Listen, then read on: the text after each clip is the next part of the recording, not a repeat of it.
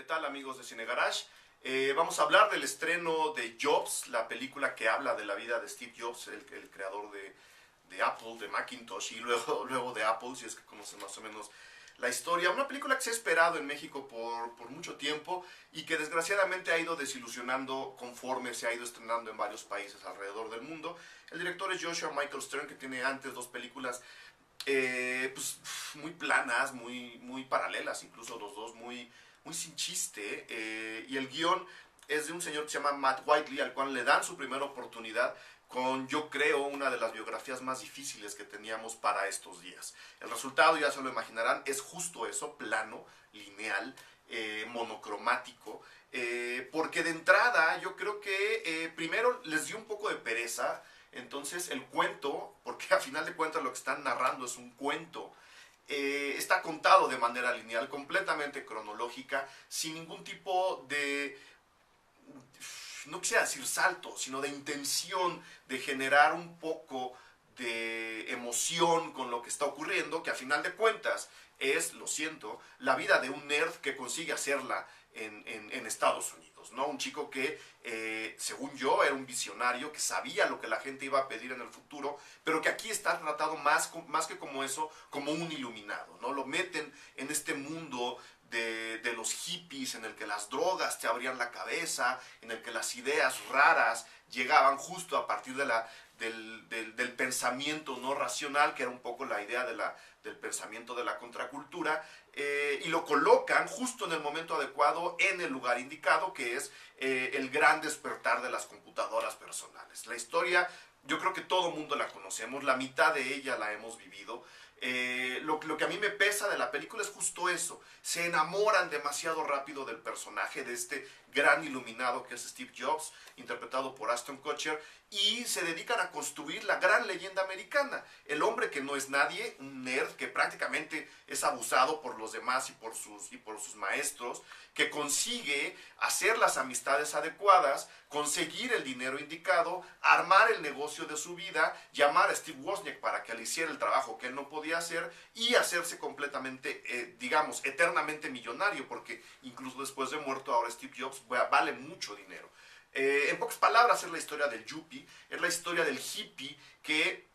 se olvida un poco de estas grandes propuestas libertarias y se enfoca nada más en la financiación de las propuestas que le pueden ser redituables. La historia de los yuppies, lo acabo de decir, el quitarse el pantalón de mezclilla y meterse la corbata. Hay una escena en la cual cuando Steve Jobs regresa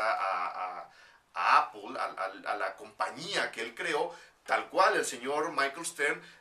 nos lo enseña vistiéndose en su casa en esta transformación en la que él deja de ser el chico que andaba descalzo por la universidad para convertirse en el gran empresario de corbata que acabó impulsando a la compañía a donde la tenemos ahora. Yo pensaba mucho en la red social de David Fincher y en cómo, en lugar de contarnos la lucha de este personaje al cual de repente todo se le pone en medio, que además lo hace de manera muy anticlimática, todo se resuelve de manera muy rápida, muy por encima, sin mostrarnos realmente el sudor de lo que estaba ocurriendo, en lugar de contar esto, lo que ocurre en red social con un personaje muy similar, si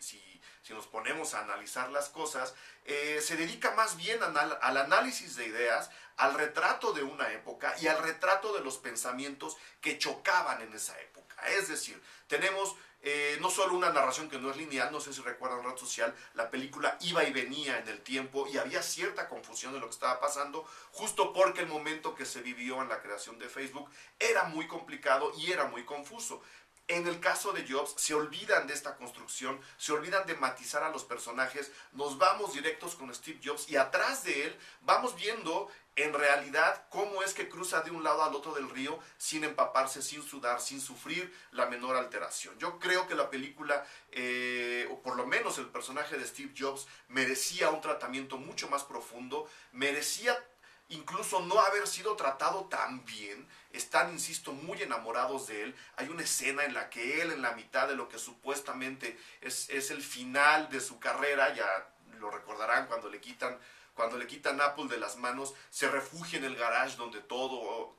comenzó. hay una iluminación muy dorada encima de él, prácticamente lo vemos rejuvenecido, llega su padre, le da unas palmadas en la espalda y sin decírselo le deja claro que todo va a estar muy bien. Una vez más, la gran y muy repetida leyenda del héroe americano que hemos visto en muchos lados y que, siendo incluso la historia del señor Zuckerberg para Facebook, el señor David Fincher no lo hace de esa manera y nos entrega, por supuesto, una película mucho más redonda, completamente más profunda, y Jobs se queda ni siquiera a la mitad. Yo creo que la película no alcanza a despegar. Ahí la dejo, me gustaría que la checaran para que nos vengan a dar su opinión.